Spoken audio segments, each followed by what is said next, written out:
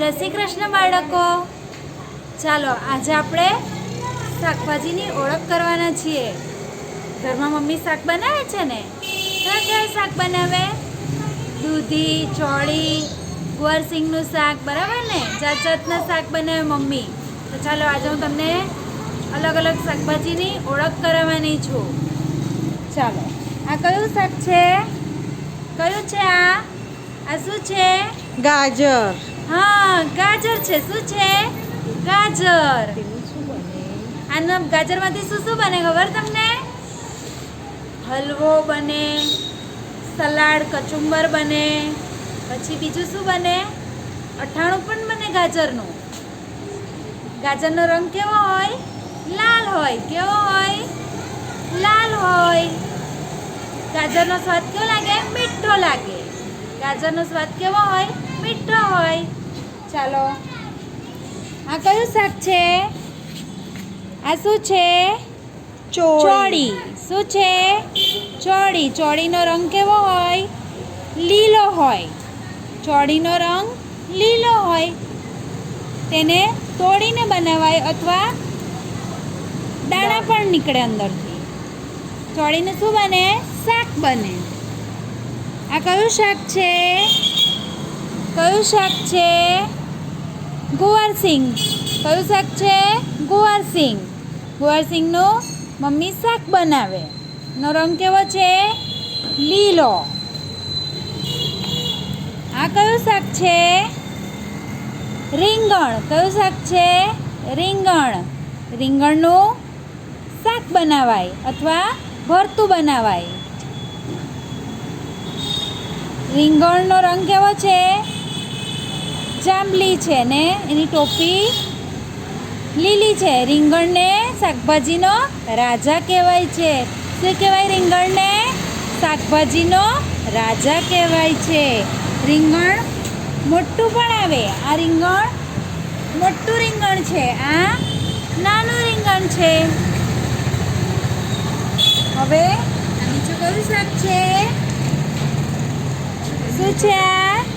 લીલી તુવેર. શું છે? તુવેર છે. તેમાંથી શું નીકળે? દાણા નીકળે. તુવેરમાંથી શું નીકળે?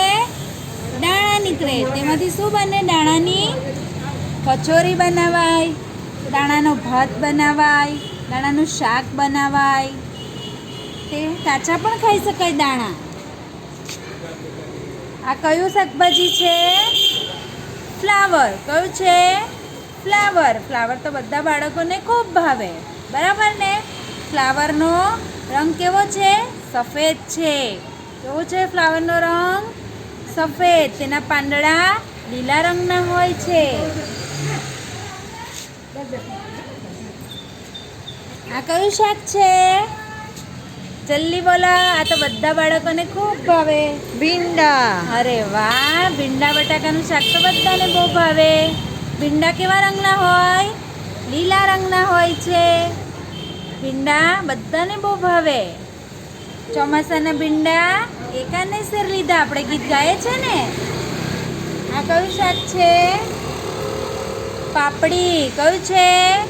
પાપડી. પાપડીના દાણા નીકળે. પાપડીના દાણામાંથી કયું શાક બને? લીલવાનું શાક બને. પાપડીના દાણામાંથી ભાત પણ બનાવી શકાય છે. આ કયું શાક છે? જલ્દી બોલો. કારેલા. કેવા છે? કારેલા. કારેલાનો રંગ કેવો છે? લીલો છે. તેની ચામડી ખળબચડી હોય છે. કારેલાનો સ્વાદ કેવો હોય?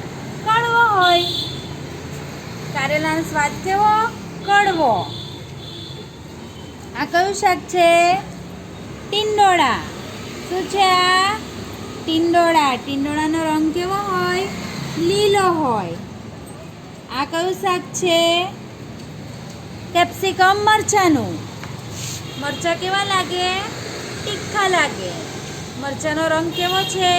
લીલો. કેપ્સિકમ મરચાં લાલ પણ હોય, પીળા પણ હોય છે અને લીલા પણ હોય છે. આ શું છે? પરવળ. આ કયું શાક છે?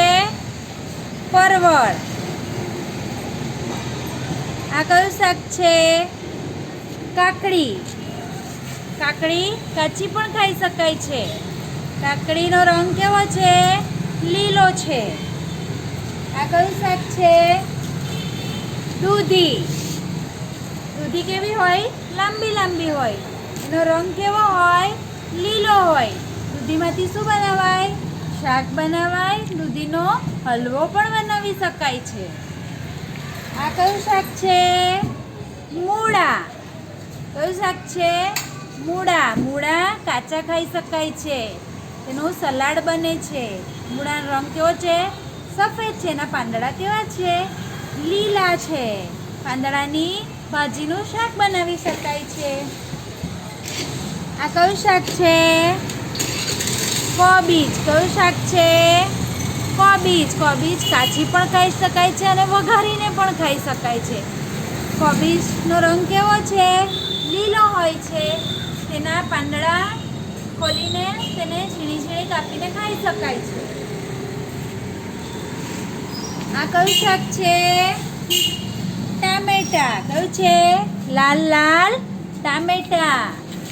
પેલું ગીત છે ને, લાલ લાલ ટામેટું રસથી ભરેલું ટામેટું. ટામેટા કાચા પણ ખાઈ શકાય, એનું શાક પણ બનાવી શકાય, તેનું સૂપ પણ બનાવી શકાય, બરાબર ને? એની ચટણી પણ બનાવી શકાય છે. હવે આપણે આ કયું શાક છે? કયું શાક છે? બટાકું. બટાકું ટ્રેનમાં બેઠું આપણે ગીત ગાઈએ છે ને.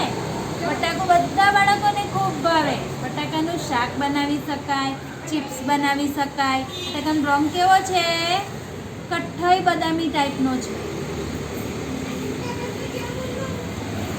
આ કયું શાક છે? કયું શાક છે? કાંદા છે. કેવું છે? કાંદા. કાંદા બાળકોને ઓછા ભાવે છે. કાંદાનો રંગ કેવો છે? લાલ હોય છે.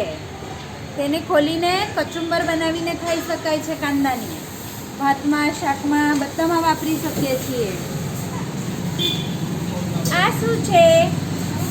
કયું શાક છે? આ તો લીંબુ છે. લીંબુનો રંગ કેવો છે? પીળો છે. લીલા રંગના પણ લીંબુ આવે છે. લીંબુનો સ્વાદ કેવો લાગે? ખાટો લાગે છે. લીંબુનો સ્વાદ કેવો હોય? ખાટો હોય છે.